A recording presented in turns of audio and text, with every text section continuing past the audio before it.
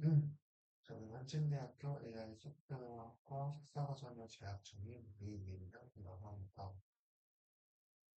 이번 영상에서는 제가 그동안 실내 친구의 교정들과 이론적인 수십 문제를 공부, 누워서 한 번에 설명을 하는 차라고 생각하시면 됩니다. 그래서 이걸 주제로 실내 친구 기술이 조합하게 무엇이고 어떤 기술의 중요함을 다양한 분석을 지역에서 다시한 다음 설명을 한 시간을 하면 되겠습니다.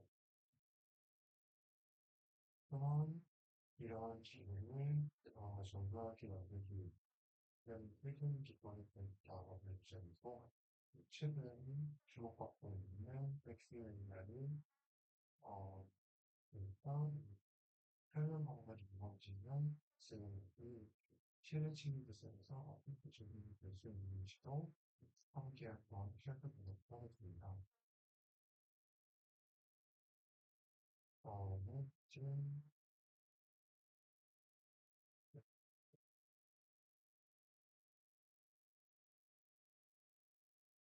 같은 경우는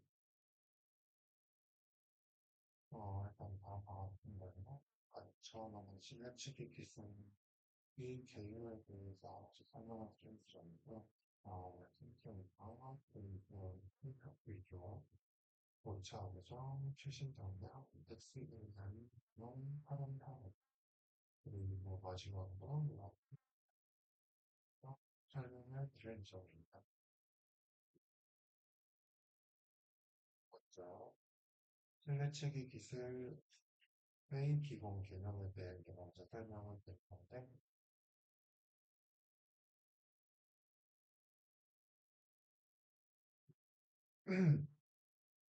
이 실내치기는 우리가 사용하는 GPS가 닿지 않는 실내 공간을 두고 사용자의 위치를 파악하기 위한 시스템입니다. 실외에서는 GPS를 통해서 비교적 정확히 위치 파악을 가능하지만 실내에서는 건물주나 장애인으로 인해서 GPS 신호가 높아가 부족하시고 그렇기 때문에 다른 방식의 기술이 필요합니다.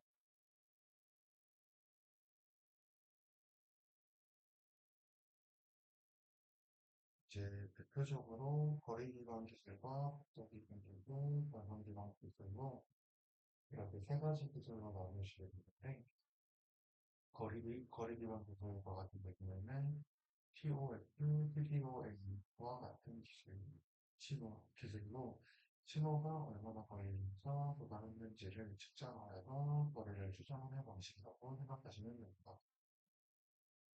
다음으로 속도 기반 기술과 같은 경우는 AOA와 AOT 방식이 있는데 이런 방식은 신호가 어느 방향에 들어왔는지를 가장 먼저 분석을 합니다. 마지막으로 원천 기반 기술은 IM 센서 데이터를 이용을 해서 여론지와 측정하는 방식이고, 구조적으로 PDR이 있다고 생각하시면 됩니다. 이제 이 기본적인 PDR과 IMU의 가능한 뒤쪽에서 한 번 더 설명을 할 예정입니다.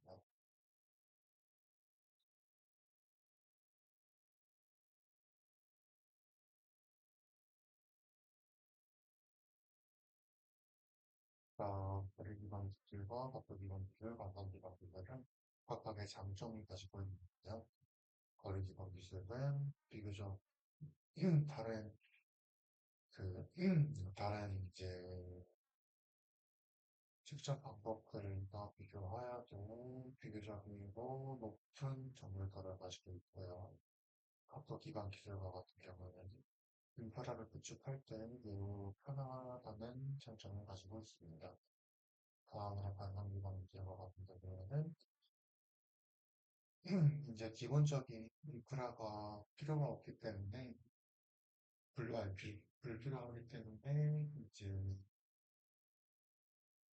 그런 신세대는 신의 튀기기이라고 할 수 있습니다.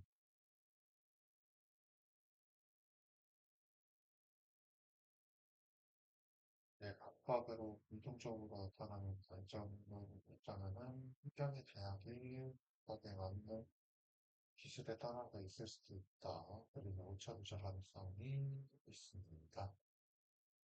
오늘 네 번째 슬라이드로 넘어가겠습니다.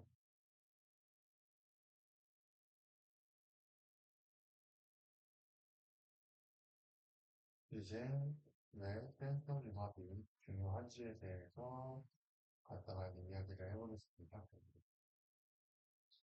우선 실내에서는 다양한 장비와 환경 변화 때문에 하나의 센서만으로는 정확한 위치를 파악하기가 어려운 상황이고요. 예를 들어서 IM 센서를 감독으로 사용할 시에는 시간이 지남에 따라서 계속해서 누적되는 오차로 인해서 위치 정보가 계속해서 부정확해지게 됩니다. 그리고 이를 드리프트 현상이라고 합니다. 이러한 문제를 해결하기 위해서 서로 다른 현상을 조합하여 사용하는 센서 융합 기법이 사용되게 됩니다. 예를 들어서 IM과 초음파 센서 혹은 블루투스 와이파이와 함께 데이터를 결합하면 센서가 가지는 단점을 보완할 수 있고 정확도를 더 높일 수 있다는 높일 수가 있게 됩니다.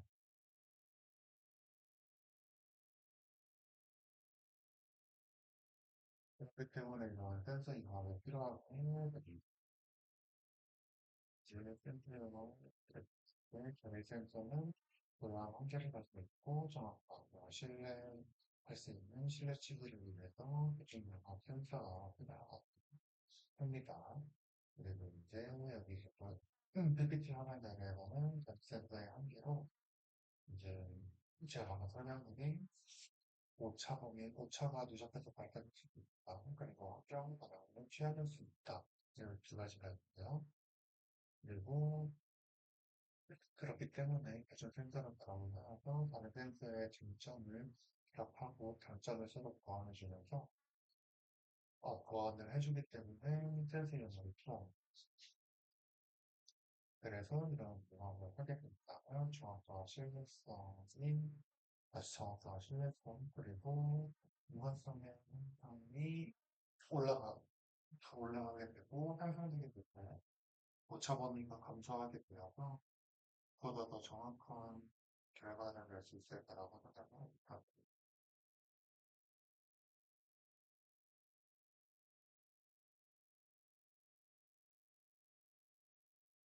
다음으로는 생존과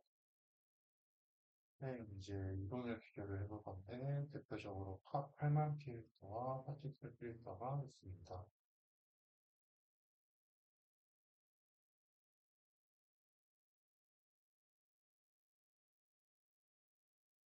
이제 센서 연합에서 중요한 역할을 하는 것이 바로 필터링 기법인데, 그 중에서도 이제 대표적으로 8만 필터와 이런 파티클 필터가 있습니다. 먼저 이제 8만 필터는 예측값과 실제 측정값 사이의 차이를 보정하면서 점점 더 정확한 위치를 추정하는 방식으로 이 방식은 계산량이 적고 빠르기 때문에 보다 더 실시간으로 위치 추적을 해야 할 때 적합하다고 볼 수 있습니다. 하지만 이제 이게 환경이 선형적이고 오차가 이제 거우시합을 따른다는 전제하에 분명히 좋습니다. 라고 하는데, 이제 이게 환경이 정해져 있다고 보이는 거는 다릅니다.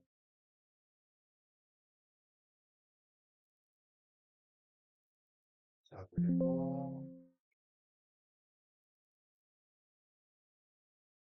이제 파티클 필터는 복잡하고 비상한적인 환경을 보고 정확한 추정은 가능합니다. 하지만 이제 굉장히 많은 연산이 필요로 하고 구현이 어렵다는 단점을 가지고 있죠.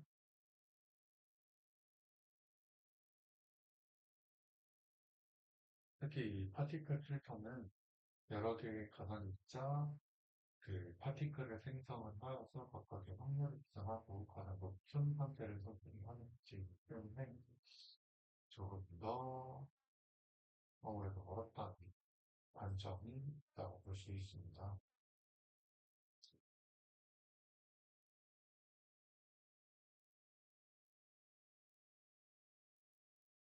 이제 PPT를 봐보자면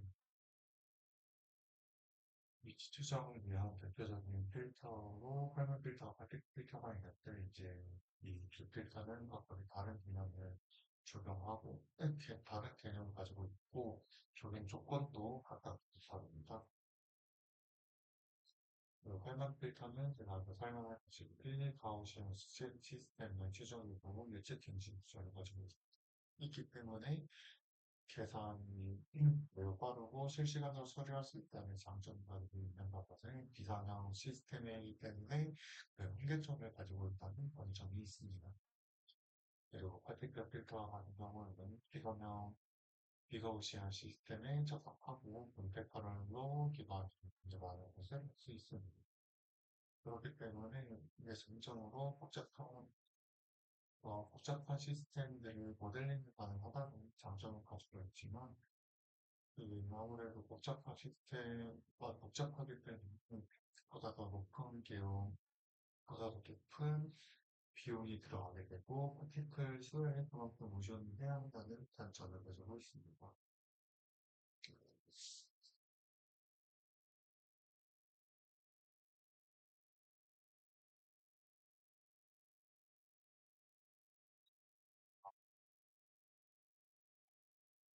점입니다.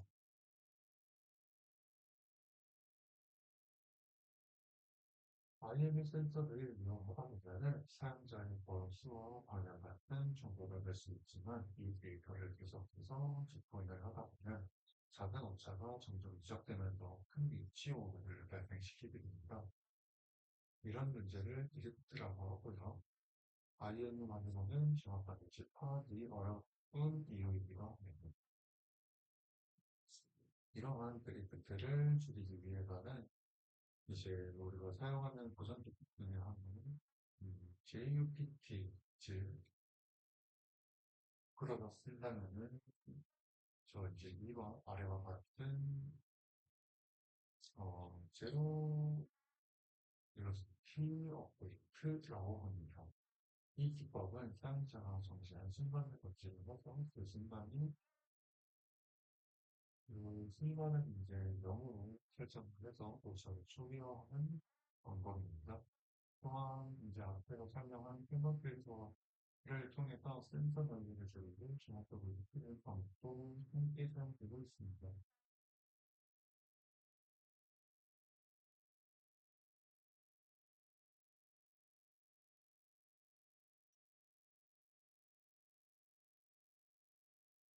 고철 유적 원인으로는 IM 데이터, 조금씩 발생하는 빅트, 노이즈이고, JPT가 정지 구간에서 속도 오차를 0으로 보장을 해줍니다.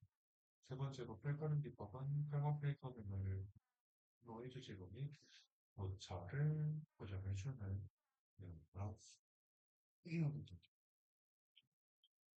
그런 특징을 가지고 있습니다. 다음 슬라이드는 저는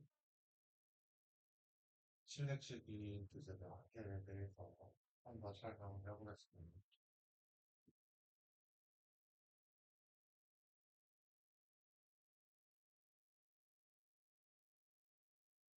지금까지 알아본 실내치기 기술의 구조와 센스 융합 기법에 대해서 하나씩 설명을 드렸는데, 이게 아무리 중요한 기술이라고 하여도 아직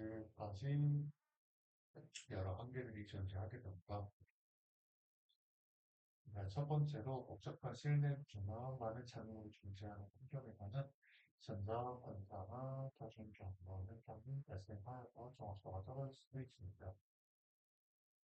두 번째로는 센서나 전 신호 기본 기능은 일반적의 미디어부터 때문에 실시간 안정성을 유지하는 데는 어려움을 겪고 있습니다.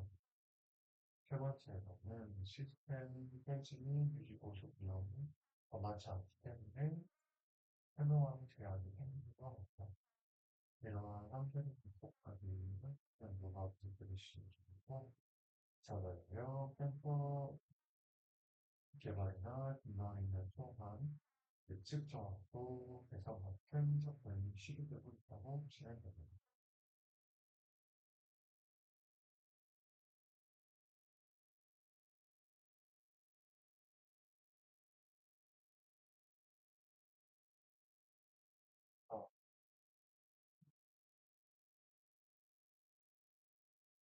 PP를 더 넘어가자면, 이제, 아이나 동네 학회에서는 실내 침입 기술에 다양한 트렌드가 연구되어 있다고 합니다. 그래서 이제 인프라 기반의 기술은 인프라가 없는 기술을 서로 비교하였는데요. 인프라의 우선순위를 줄이고 자율적인 침입 기술에 수집해서 대화를 하고 있다고 봅니다.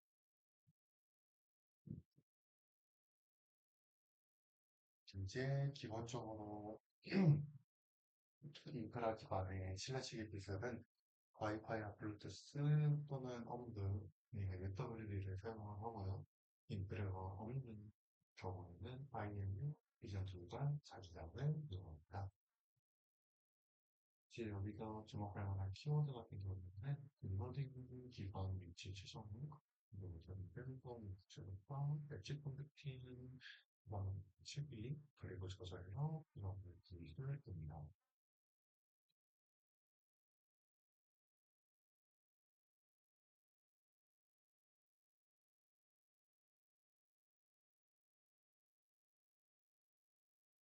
제 다음으로는 XAI와 실내 비교와 가능성에 대해서 이야기해 볼까요 가장 먼저 설명 방법이 인공지능이라고 XAI의 생각 배워보자면 말 그대로 이제 인공지능이 무언가를 해결했을 때 할때 무언가를 설명하는 한 인공지능 인지 인사이트라고 하더라고 있다. 그리고 실제로 이제 어떤 구조가 될지 생각을 해보자면 일반적으로는 센서 데이터가 인적되게 되면은 AI 모델이 이를 분석하여서 위치를 추정할 수 있게 됩니다. 이때 XAI 기술이 함께 구분이 된다면 해당 위치가 예측된 과정을 시각적으로 표현하거나 어떤 특징의 롤모델 판단에 영향을 끼쳤는지 이제 함께 보여줄 수 있습니다. 이러한 부분은 단순히 결과만 보여주는 것이 아니라 사용자의 피드백, 판단 이유까지 함께 제공함으로써 신뢰성을 확보하는 데 도움이 됩니다. 특히 이제 이런 재난 상황이나 무료병 자동 결정, 이게 결정이 오히려 중요한 순간이 오게 될 때, 이런 그 결정의 인과가 중요분야에서 이용할 수 있게끔 하는 말씀을 주겠습니다.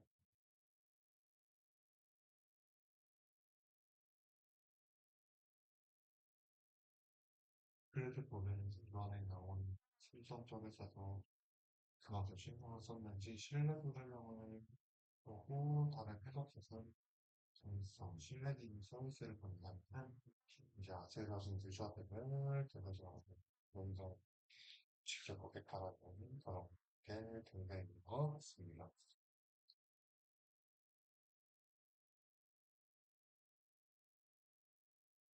자, 이제 실내치기 기술의 주와 센서링과 필터링 기법, 그리고 설명 가능한 이동적인 개념을 지금까지 살펴보았는데, 이게 결론적으로는 실내치기 기술이 다양한 환경에서 정확한 위치를 파악을 할 수 있다면, 지속적인 센서 기술과 AI 기반 분석, 을 통하여서 좀 더 다양한 곳에 사용이 가능하고, 이런 분석 기법을 통해서 스마트 시티, 헬스케어, 재난대응식 등등 다양한 분야로 확장할 수 있다는 것을 알 수 있었습니다. 저는 이제 이중에서도 가장 이제 저도 해보고 싶은 그런 분야는 재난 환경. 그러니까 이제 재난 환경을 발생했을 때 필연적으로 인프라가 없는 환경이 되게 될 때, 이런 인프라가 없는 환경에서, 즉 재난 현장에서 이런 위치 추정 기술을 사용하여서 환자들뿐만 아니라 소방대원들의 안전도 책임질 수 있는 그런 시스템을 만들고 싶습니다.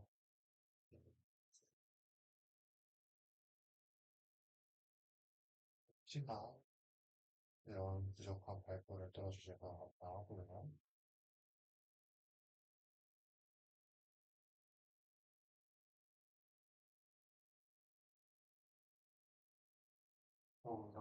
조금 더 설명을 드리자면, 이제 제가 성이라고뿐만 아니라 저희가 외부 보여주고, 뭐 다양한 정보를 주고, 안내를 해주는 기능이 있을 수도 있고, 지금 현재는 대형 마트나 이런 스마트, 스마트 기기들이 있는 공장과 같은 경우에 사진처럼 이제 여러 분야에서 사용을 할 수 있다는 것을 알 수 있습니다.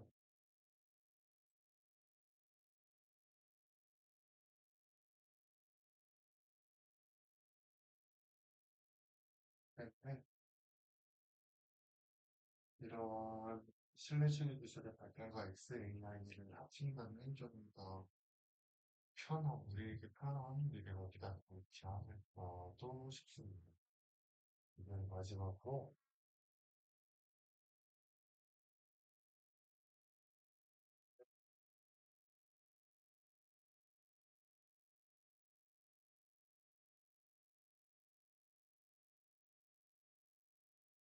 의학과 평론을 같은 기회를 쓰는 경우는 사실 우리가 이제 전에 배웠던 거기 때문에 무관하게 진행하기도 했지만 실무치기 기술을 운동과 사진분석에 다시 한번 말씀을 드렸습니다. 이번 부분입니다.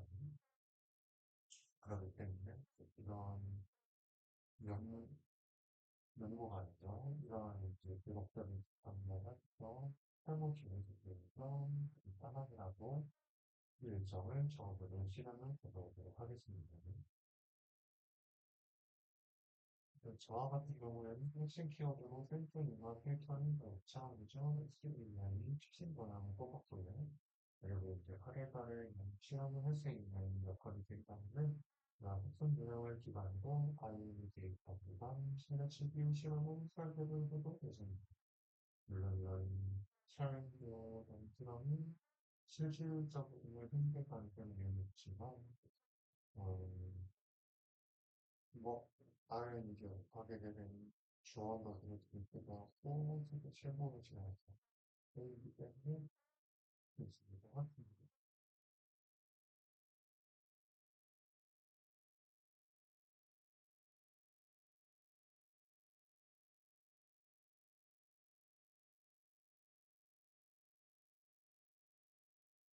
그 정도 제가 학습을 해야 하는 부분에 대해서 한 번 더 말씀을 드리자면, 지난 기술 수정과 비용 비전 기관칙 그리고 과학 수행력을 이용하는 방법을 한번 생각을 해봐야 하는 생각을 했습니다.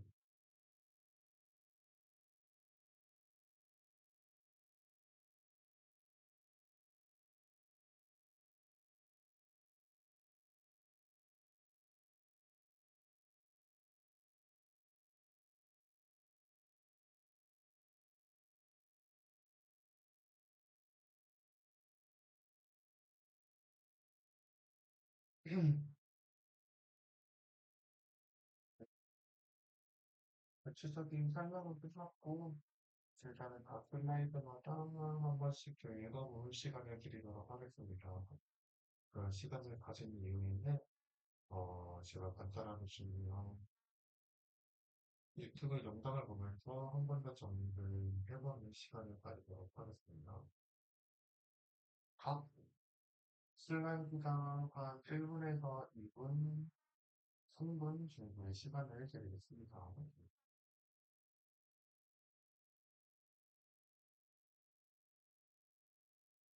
제가 빠르게 넘어갔기 때문에 한번 주어진 시간을 통해서 정리를 해보는 시간을 가져보시면 좋을 것 같습니다.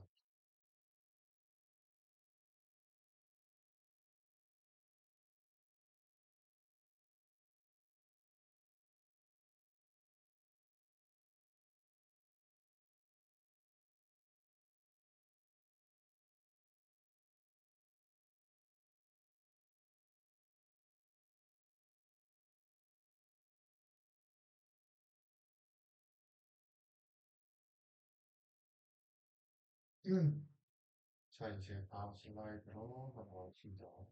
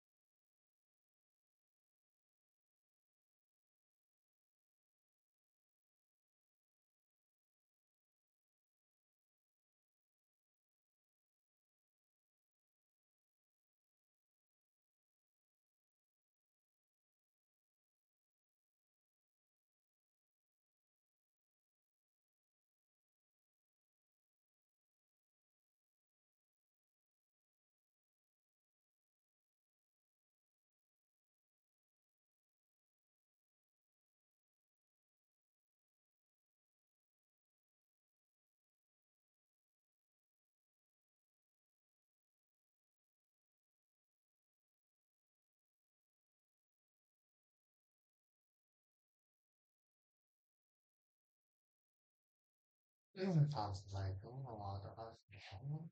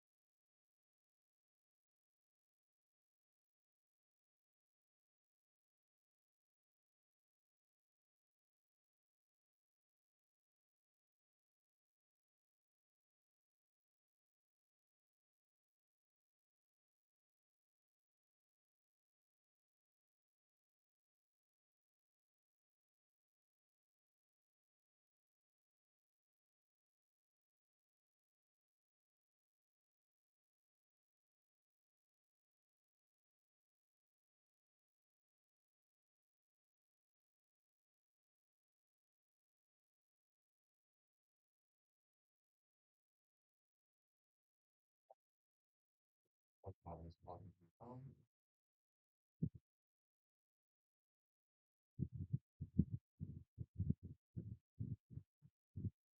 또 제약적인 끝나고 할게요. 좀 전에 중요한 것을 오랫동안 듣고 있었던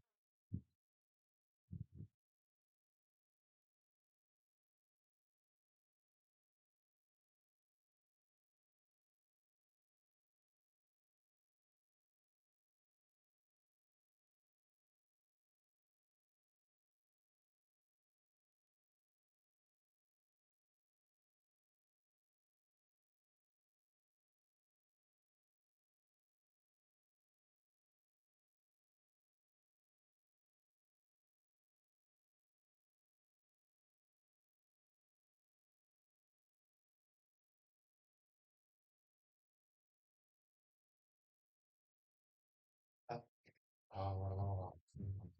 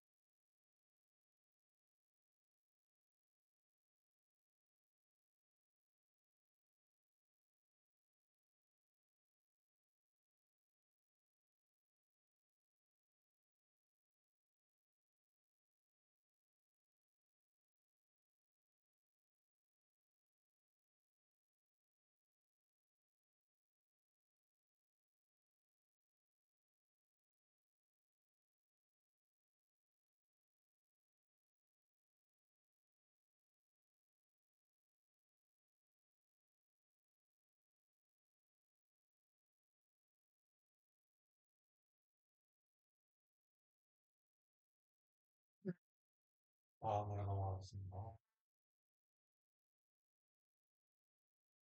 그거는 짧으니까 금방 넘어가도록 할게요.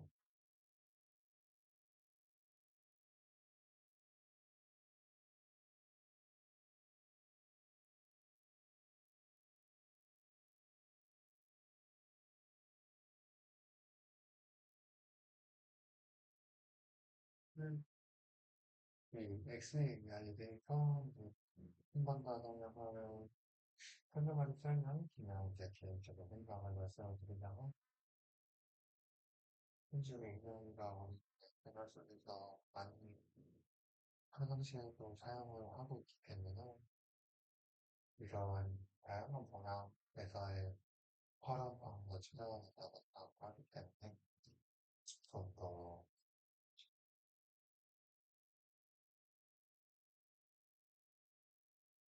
좀 더 넓은 분야를 생각해보시는 게 굉장히 좋을 것 같다고 생각을 합니다. 이런 엑셀이나 제가 실내치기를 함께 생각한 이유도 거기에 있습니다.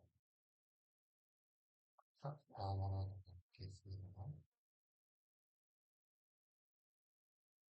이거는 하루 사진을 있는 페이지이기 때문에 그냥 간단하게 제가 언급을 한번 더 하고 넘어가겠습니다.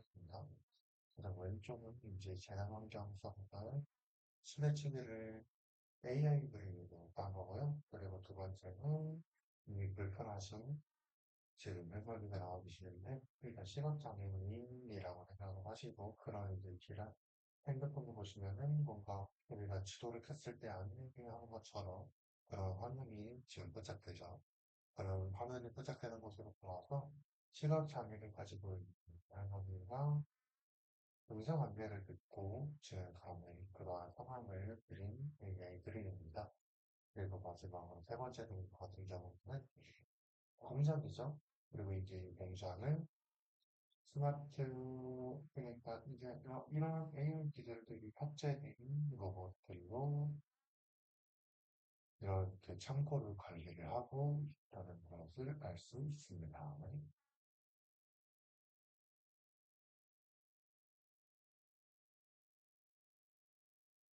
자, 그동안은 이제 고객인데 제가 이제 유튜브 영상 어쩔 때 동안 이 화면을 조금만 더 보고 계시면 될 것 같습니다. 잠시만 기다려 주십시오. 준비한 영상 두 가지는 칼만 필터와 파티클 필터에 대한 내용인데, 일단은 이게 영어로 되어 있기 때문에, 일단은 자막으로는 나오긴 하겠지만, 한번 그래도 그래도 그걸 보면은 좋겠다고 생각을 했기 때문에 이 영상 기대를 준비해봤습니다. 한번 같이 보겠습니다.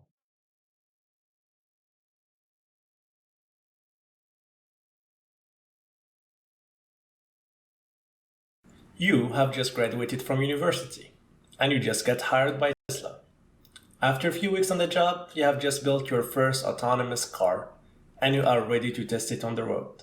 So, you take it to the nearest highway to test drive it. At time t equals 0, you launch the car from the position x0 equals 0 with a constant speed of 60 kilometers per hour.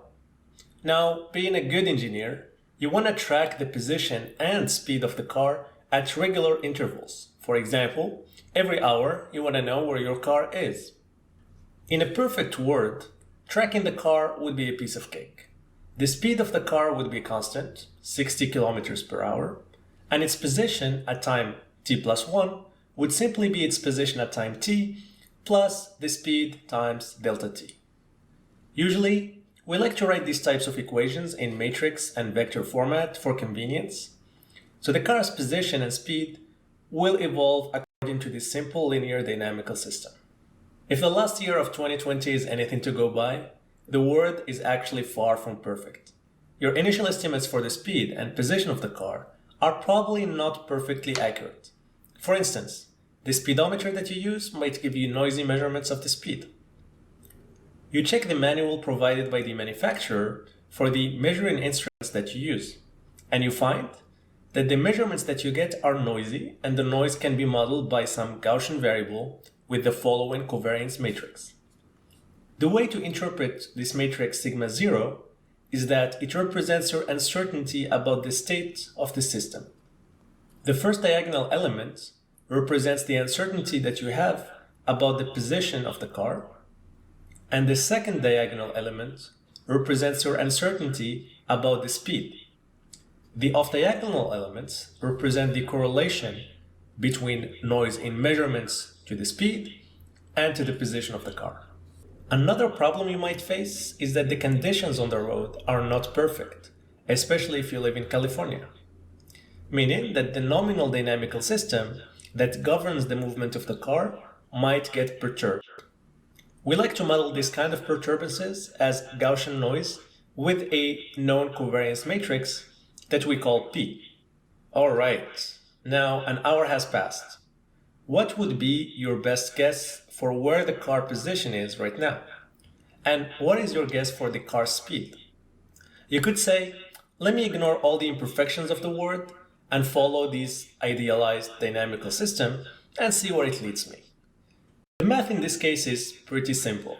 The car would remain at the constant speed of 60 km per hour, and after 1 hour, it would be 1 kilometer away from the starting position. Now, all of a sudden, you remember something.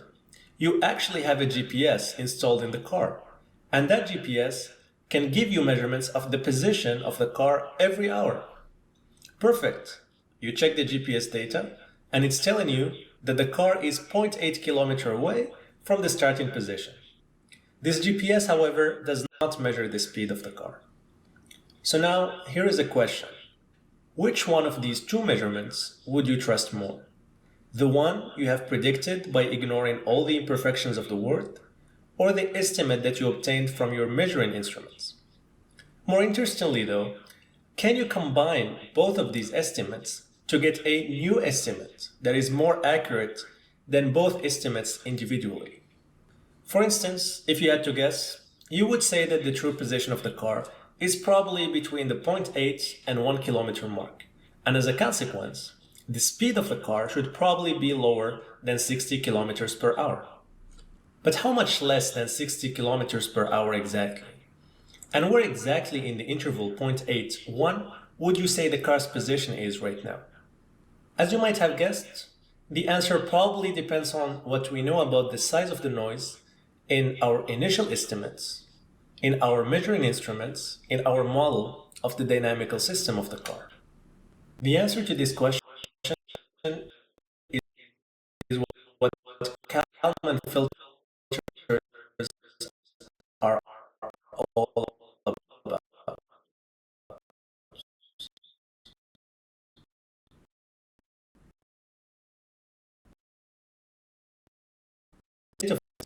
More specifically, let's say that this is the underlying dynamical system. And let's say that this is the measurement that we get. So at every time t, we get a measurement that is a random variable yt. So you can see that yt is a linear function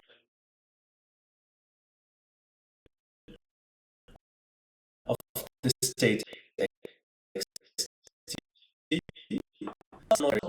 h was the row vector 1, 0, because the only thing we measured through the GPS is the position, and that was the first component of our state vector xt.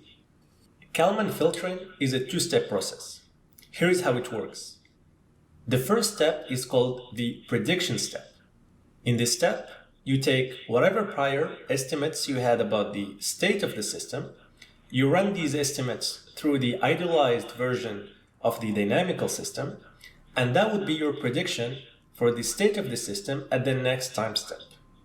I'm going to mark these estimates with a minus sign upper script. The reason I do that is because this will not be our final estimate, since we have not yet incorporated the information that we get from our measuring instruments. Another important thing we have to do in this prediction step is to think about how our noise covariance matrix propagates through the system. In the case where we have perfect estimates of our state variables, i.e. when sigma t is 0, the only uncertainty is going to come from the perturbation to our dynamical system, i.e. from the matrix P. In general, though, sigma t would not be 0. So when you run this sigma t through the idealized system and you work out the math, you realize that we need to add an additional term, a sigma A transpose. So what does this mean for our toy example? Well, in the prediction step, we simply predict that the car would be in this yellow spot. So now the question is, how can I incorporate the additional information I get from my measuring instruments to update and improve this prediction? That is done in the second step of Kalman filtering, which is appropriately called the update step. In this step, we take the results of our prediction in terms of the state of the system and the covariance matrix of the noise, and we take the new measurements that we made about the system, which are noisy, remember, and we combine both in a single estimate, which would be our final estimate of the system. So, how does this work? What we need to compute is the surprise term. The surprise term is the difference between what you have predicted and what you have measured. The larger this term is, the more surprised you are, and the more you question everything that you learned in university. Now, you look at this picture, and you need to decide by how much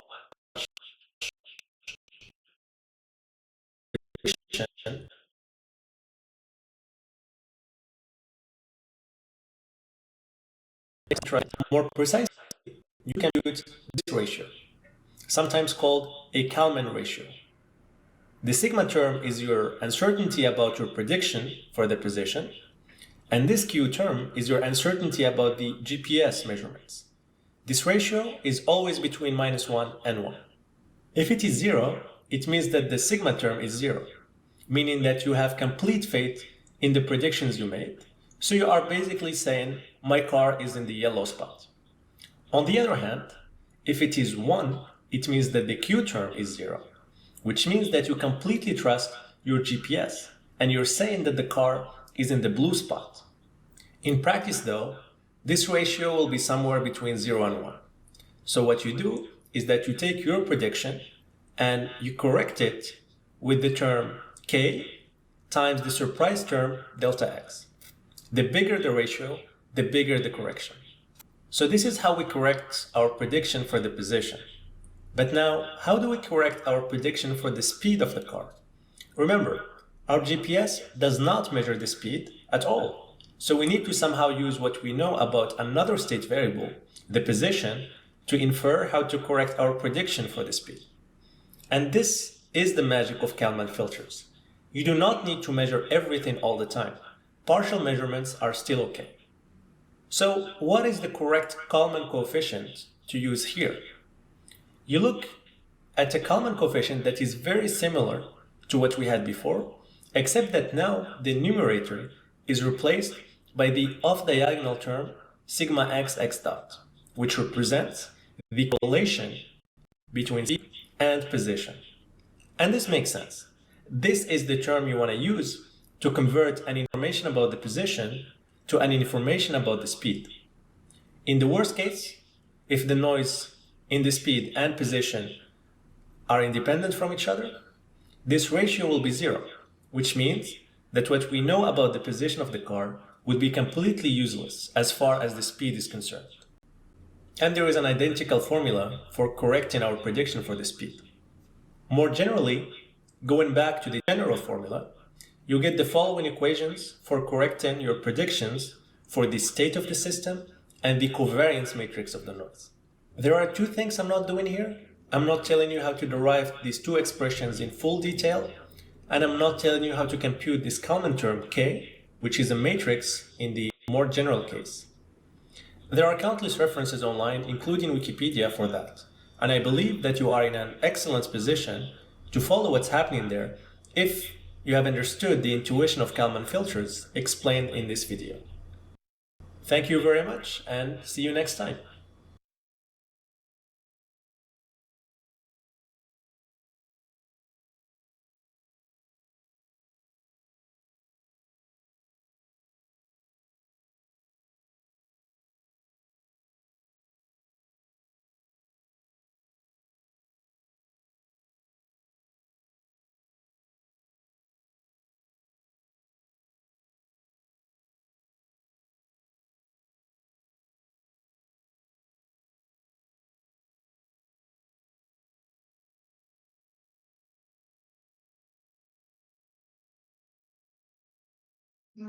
이제 다음은 파티클 필터에 관한 내용입니다. The particle filter is an intuitive and widely implemented localization algorithm. Compared to the unscented Kalman filter, which intelligently samples points, the particle filter is a brute force solution with some unique properties. We'll cover the model setup, reviewing point sampling, and then theoretically derive the algorithm. Following, we'll cover the implementation, some tips and tricks, and view a video example. Alright, let's get started. The particle filter is a non-parametric filter, meaning that the distribution is not determined by a fixed number of parameters. Compare this to a Gaussian, where the entire distribution is defined by its mean and covariance. With non-parametric filters, we can represent arbitrary probability distributions, and the granularity of these distributions scale with the amount of computation we choose to use. For example, the distribution shaded in gray here is multimodal. If we were focused on a parametric model like a Gaussian, there is no way to get a good fit. The model setup is the same as the unscented Kalman filter, but we'll additionally consider when the sensor model is additive Gaussian noise. To put an exact name to what we're solving, the particle filter is a method of solving the recursive nonlinear discrete time estimation problem. I have a rigorous tutorial on importance sampling and I would highly recommend watching that, but here's a recap of the main steps. We first draw samples from a distribution f of x and we want to transform these samples such that they represent the g of x. To do this, we calculate the importance weight of each particle, then we normalize to make it a valid probability distribution, and then resample. The reason we resample is to avoid carrying around a weight associated with each particle. By doing resampling, we can say that the set of particles represent g of x. We need to slightly rederive the Bayes filter. We want each particle to represent the entire trajectory rather than our current time step. The derivation is extremely similar to the original Bayes filter, so I'll go a little bit faster. We first apply Bayes' rule on y of t and add a normalization factor. Then we simply use the Markov property. We can then apply a joint factorization and then clean up using the Markov property and remove unnecessary dependencies. Now let's satisfy this goal equation by induction. In the base case, we assume we have a prior belief of Bell of x naught, in which we draw n particles. This set of particles trivially satisfies being distributed according to Bell of x naught. Next, in the induction step, assume that at time t-1 we have a set of particles that represents Bell of x of 0 to t-1. Recall in the original Bayes filter, we have this propagation of where I am to where I am going to. This is the same thing we have with our new Bayes filter. We don't need the integral because the state xt-1 is part of the particle itself. Thus, for each particle we draw some noise and run it through our motion model. It is important to note that we draw noise independently for each particle. So even if we have two identical particles, the propagation result may not be the same. We now need to apply the correction step. By importance sampling, we define our target distribution to be our goal distribution, Bell of xt, and the proposal distribution is Bell bar of xt. Consequently, we see that the importance weight is the scaling p of yt given xt. So by calculating the weights and then resampling, we get our new belief. And that's all there is to the particle filter. So easy, right? It literally takes like 20 lines of code. Repetition is key, so let's write out all the steps on one slide. We have an input distribution for time t-1, which is represented by a set of particles. We also have the action and sensor measurements. We first propagate all the particles through the motion model with the noise that is sampled individually for each particle. Then we compute the importance weights and then we resample based on the distribution proportional to the weights. The output is simply another set of particles. Let's talk a bit about how to implement specific steps. Resampling is an important one. Madao systematic sampling is a very popular method. Essentially, we create these bins where the size is proportional to the weight. So say we have 8 particles here, then beta 8 is always going to be equal to 1. Step 2 is to draw a random number from 0 to 1. Whichever bucket it lands in, that's the sample we're going to take for our output distribution. Then, assuming you want to draw m samples, in my visualization here m is equal to 8, but it doesn't have to equal the number of buckets. We increment by 1 over m and add the corresponding sample to our output list.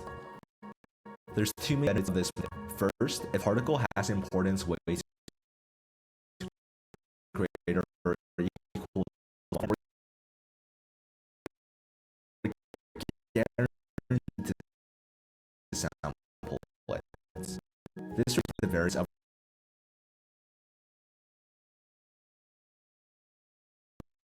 sampling algorithm.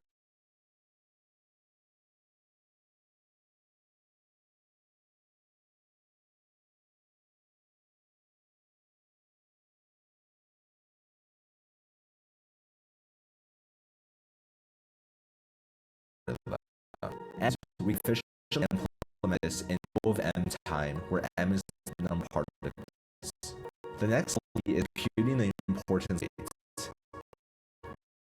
We can keep going as long as we have the time, and the longer we go for, the better the performance. So just keep adding particles until you actually have to use the results. Another common method is to keep adding particles until the weight of your resampled particles is greater than some threshold. For example, if you pick m points but they happen to be the m lowest probability particles, you probably want to continue sampling.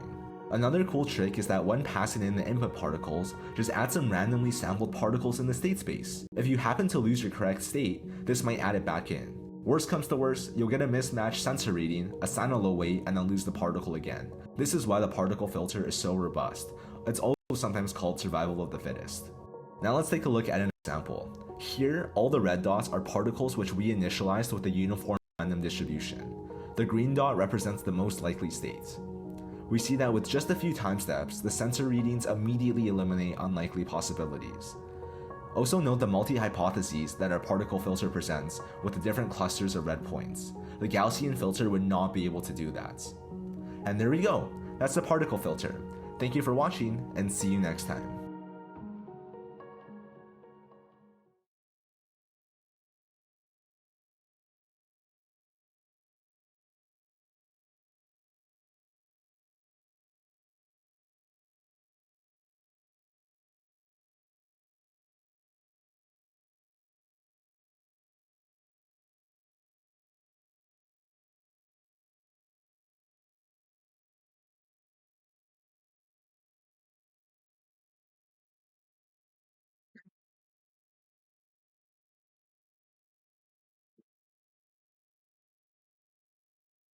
일단은 원인은 제가 중간중간까지 준비해서 이렇게 나오게 되는 부분이 있었는데 그런 부분을 주시기 바라고요.